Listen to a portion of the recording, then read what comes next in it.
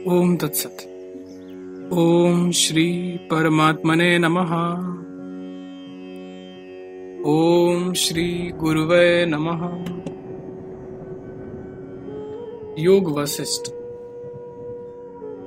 ज्ञान से ही परासिद्धि या परमात्मा प्राप्ति का प्रतिपादन तथा ज्ञान के उपायों में सत्संग एवं सत्शास्त्रों के स्वाध्याय की प्रशंसा। श्री वशिष्ठ जी कहते हैं, रघुनंदन, परब्रह्म परमात्मा देवताओं के भी देवता हैं। उनके ज्ञान से ही परम सिद्धि मोक्ष की प्राप्ति होती है, क्लेश युक्त सकाम कर्मों के अनुष्ठान से नहीं। संसार बंधन की निवृत्ति या मोक्ष की प्राप्ति के लिए ज्ञान ही साधन है। ज्ञान के अतिरिक्त सकाम कर्म आदि का इसमें कोई भी उपयोग नहीं है, क्योंकि मृग तृष्णा में होने वाले जल के भ्रम का निवारण करने के लिए ज्ञान का ही उपयोग देखा गया है। ज्ञान से ही उस भ्रम की निवृत्ति होती है, किसी कर्म से नहीं। सत्संग तथा सत्शास्त्रों के स्वाध्याय में तत्पर होना ही ब्रह्म ज्ञान की प्राप्ति में हेतु है। वह स्वाभाविक साधन ही मोह जाल का नाशक होता है। यह परमात्मा सत स्वरूप ही है। ऐसे ज्ञान मात्र से ही जीव के दुख का निवारण होता है तथा वह जीवन मुक्त अवस्था को प्राप्त होता है। श्री रामचंद्र जी ने पूछा, गुरुदेव, सबके आत्मस्वरूप इन परमात्मा के ज्ञान मात्र से कष्टप्रद जन्म मरण आदि फिर कभी बाधा नहीं देते। अतः बताइए, ये महान देवाधिदेव पर ब्रह्म परमात्मा किस उपाय से शीघ्र प्राप्त होते हैं? किस तीव्र तपस्या से अथवा कितने महान क्लेश उठाने से इनके ज्ञान की उपलब्धि हो सकती है?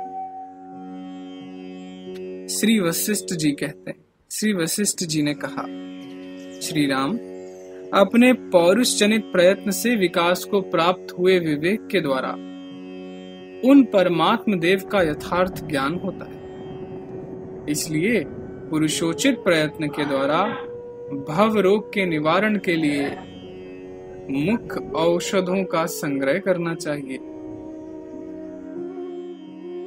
सत्य शास्त्रों का अभ्यास और सत्पुरुषों का संग, ये दो प्रधान औषधियां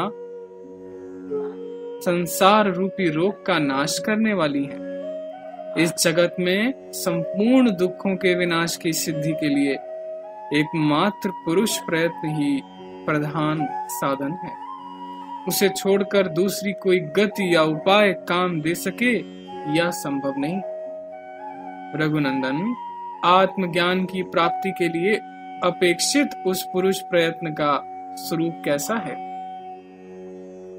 जिसका पूर्णतया पालन करने से राग द्वेषमयी महामारी शांत हो जाती है? यह बताता हूँ, सुनो।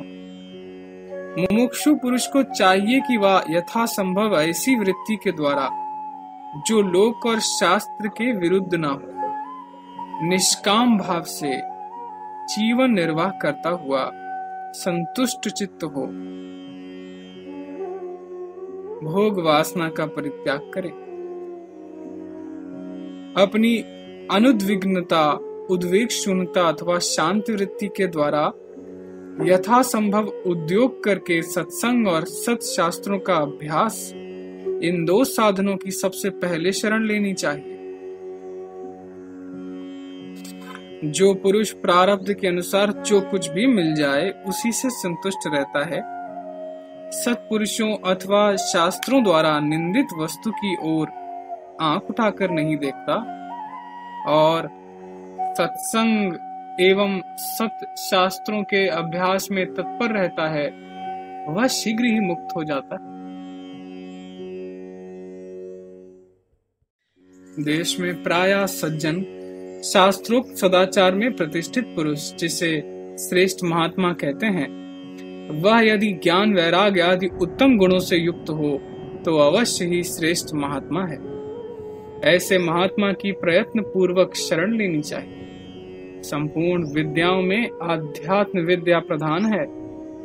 उस अध्यात्म तत्व की चर्चा से युक्त जो उपनिषद, ब्रह्म सूत्र एवं गीता आदि सद्ग्रंथ हैं, उन्हीं को सत्शास्त्र कहते हैं।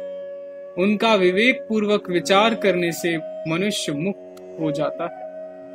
जैसे निर्मली के चूर्ण के संसर्ग से जल की मैल साफ हो जाती है, तथा जिस प्रकार योग के अभ्यास से लोगों की बुद्धि शुद्ध हो जाती है, उसी प्रकार सत्य शास्त्र और सत्संग से प्राप्त हुई विवेक के द्वारा अज्ञान का बलपूर्वक निवारण हो जाता है। ओम तत्सत, ओम तत्सत, ओम तत्सत।